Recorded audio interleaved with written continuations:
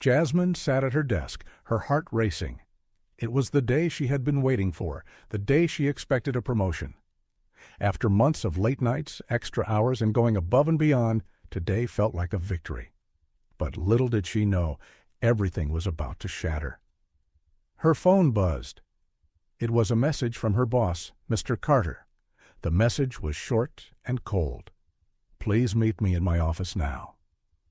She walked towards his office, her heels clicking on the hard floor, each step echoing her uncertainty. The door closed behind her with a soft thud, and suddenly the warmth of the office felt suffocating. Mr. Carter, a smug, self-assured man in his mid-50s, looked up from his desk with a smile. But it wasn't the smile she had expected. His eyes were calculating, cold. "Mr. Carter, Jasmine, we need to talk." She felt a lump in her throat but forced a smile. This was it, the moment she would finally be rewarded for all her hard work. But instead of the congratulations she anticipated, his next words hit like a slap. "Mr. Carter, you should be grateful we let you work here this long. We've decided to let you go." Her stomach dropped. What? She couldn't believe what she was hearing. He tossed a folder toward her, the termination papers sliding across the desk like they were nothing. "Mr. Carter, it's nothing personal, Jasmine. It's just business." Jasmine felt her world spinning. Her heart raced. Her hands trembled as she tried to comprehend what was happening. This job was her lifeline, her only source of stability. And now it was gone. She opened her mouth to speak, to protest, but no words came out.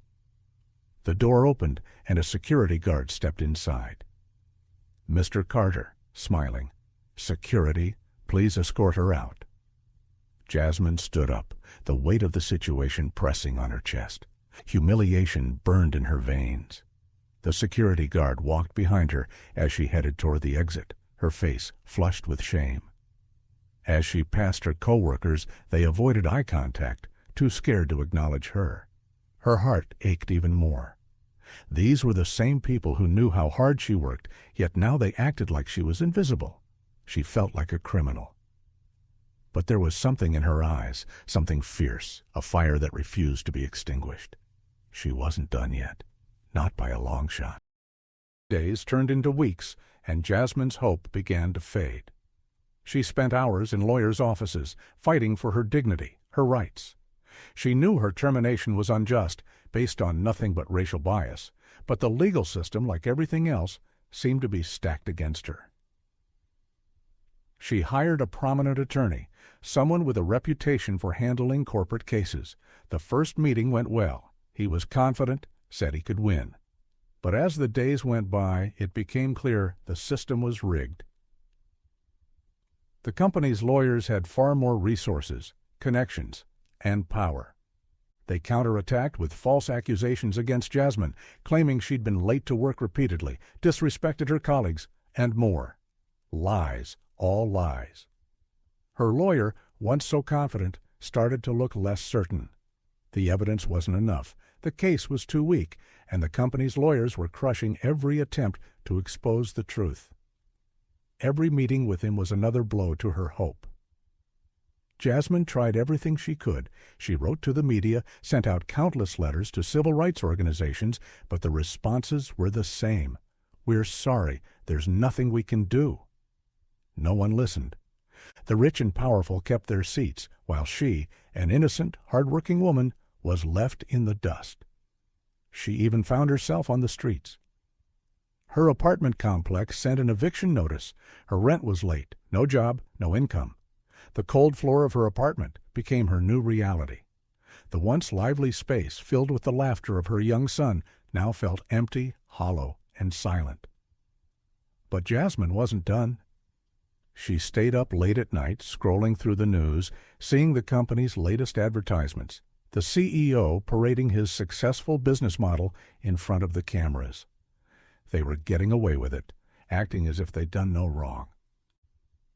And then, one night, as she sat alone in her car, parked across from the company building, staring at the same place that had cost her everything, A thought stirred deep inside her. The injustice was too much. Her fists clenched around the steering wheel.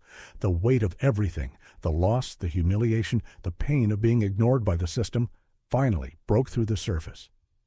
Jasmine, whispering to herself, "If they won't give me justice, I'll take it myself." The words were like a promise, a vow to herself. Revenge mode activated. She was done begging for scraps from a system that didn't care. She put the car in drive, her mind already planning. She would make them regret underestimating her. Jasmine's mind was now consumed with one thing: revenge. She knew the company's darkest secrets were buried somewhere deep. Files, documents, hidden evidence, and she wasn't going to let them get away with it any longer. The first thing she remembered was that one day while working late, she had seen something unusual on Mr. Carter's computer screen. There were files, encrypted and hidden away under layers of folders. They were labeled with odd codes: S2, Top Secret, HR, Confidential. She hadn't thought much of it back then, but now, with a vengeance burning inside her, she knew those files could be the key. She dug through her memories and realized the company had always had secrets, things people whispered about behind closed doors. The more she thought about it, the more it felt like everything, every injustice, every lead was connected. She picked up the phone. An old contact from the company, a former employee named Marcus, had reached out to her a while ago. He had left the company under strange circumstances, but he never gave up on speaking out. Jasmine called him. "Marcus, I need your help. I know something's going on inside the company, something illegal. I think it has to do with discrimination and fraud. What do you know?" Marcus hesitated, then spoke in a low voice, as if someone might be listening. "Marcus, it's bad, Jasmine. They've been hiding money, underreporting profits, and firing people based on race, gender, anything that doesn't fit their perfect image. It's not just you. They've done this to others, but no one dares to speak up." His words hit her like a wave. Racial discrimination, fraud, and the powerful were getting away with it. Jasmine's gut told her that these secrets could bring them down. She had to act fast. She began digging into the company's internal systems, emails, reports, HR files, anything she could find. She used an old work computer she still had access to, logging in and searching the company's database for anything that could prove her suspicions. Her hands shook as she sifted through encrypted files, carefully piecing together the information. Then came the next step: undercover. Jasmine knew she had to gather concrete evidence, something undeniable.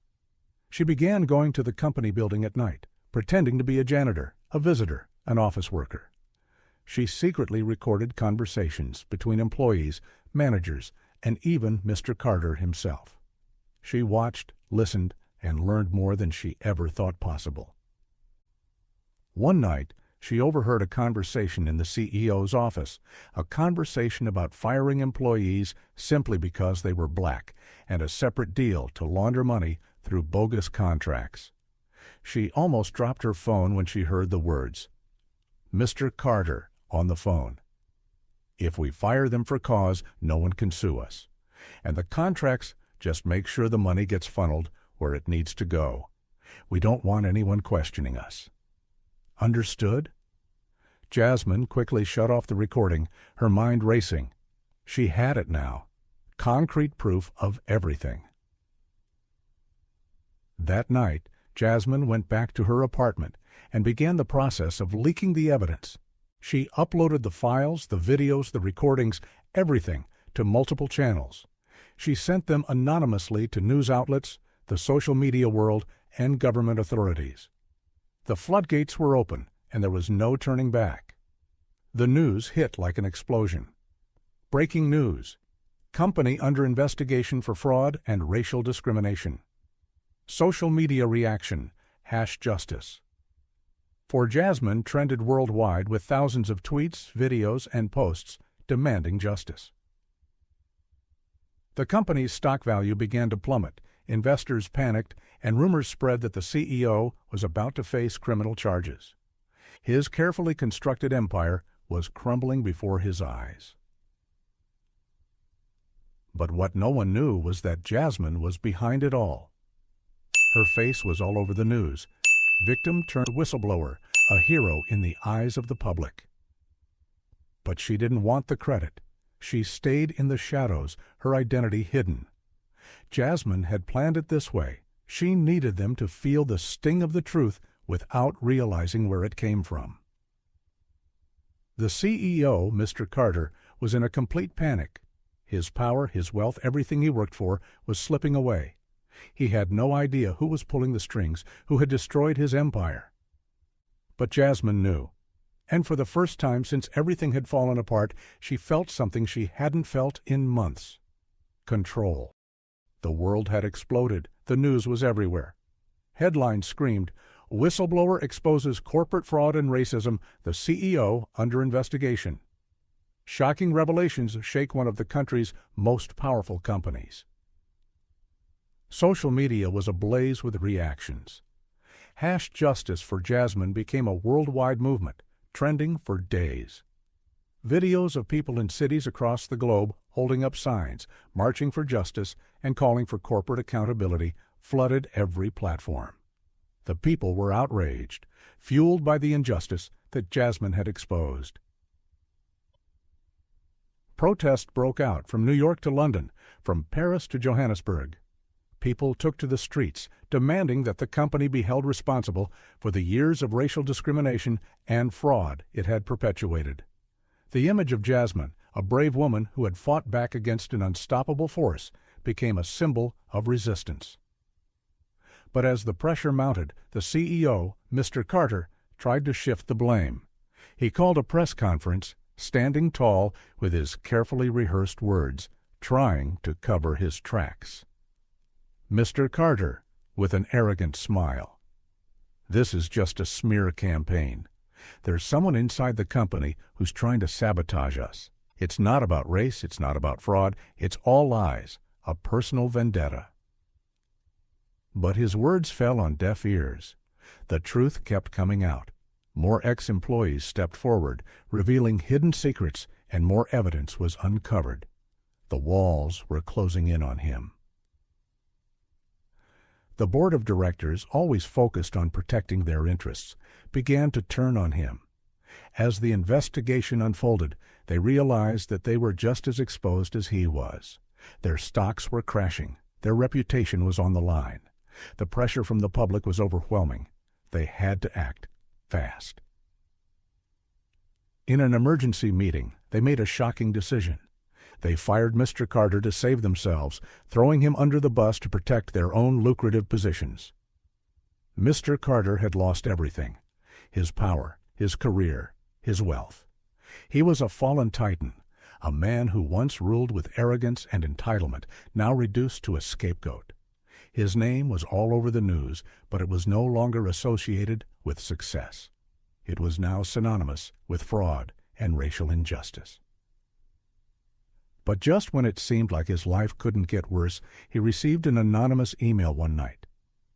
The subject line read, "You should be grateful I let you get this far." He opened it slowly, his heart pounding in his chest.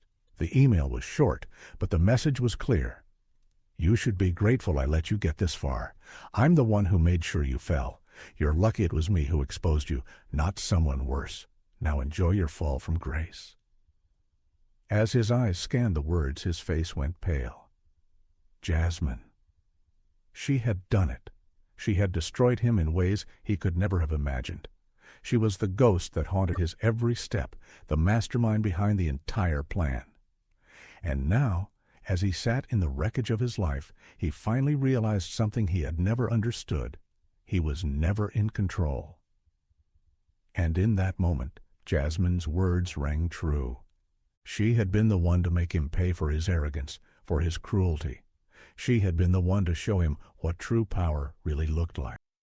A full year had passed since the public destruction of Mr. Carter. Jasmine was no longer the woman she once was, the one who was fired, humiliated, and forced to fight against a corrupt system. She had become something more. She had used the notoriety she gained to create change, to turn her pain into purpose. Jasmine launched a nonprofit foundation aimed at helping others who had been discriminated against in the workplace. She was the face of the fight for racial equality, justice, and empowerment. Her foundation had already started making waves, with success stories pouring in from people whose lives were changed because of her efforts. But just as it seemed like everything was falling into place, Jasmine's phone rang. She glanced at the screen. No caller ID. Her instincts kicked in, and she answered. Jasmine. Calmly. Hello? A low, distorted voice answered, sending a chill down her spine. Mysterious. You think it's over? We're just getting started. Jasmine froze. Her heart raced, but she didn't flinch. She had faced too much already, endured too many battles. Jasmine, with a hint of a smirk, I'm not afraid of you. There was a pause, followed by a sinister laugh. Then the voice spoke again, colder than before. Mysterious. You should be. You've made powerful enemies. You've only won the first round, Jasmine. The real fight is just beginning. The line went dead. Jasmine sat in the silence, the weight of the words hanging in the air. She wasn't the same person she had been a year ago. She had won battles, but this was different. Her hands tightened around the phone as she stood up, walking toward the window. The city sprawled out before her, a sea of possibilities, but also of threats she had yet to face. With a calm, focused expression, Jasmine looked into the camera, the weight of her resolve clear on her face. She knew the path ahead wouldn't be easy, but she was ready. Jasmine, speaking directly to the camera, voice unwavering. It's not over. This is just the beginning. Jasmine's face was lit by the fading sunlight as she stood firm, ready for whatever came next. The camera slowly zoomed out, the screen fading to black. The words "to be continued" flashed across the screen, leaving the audience hanging.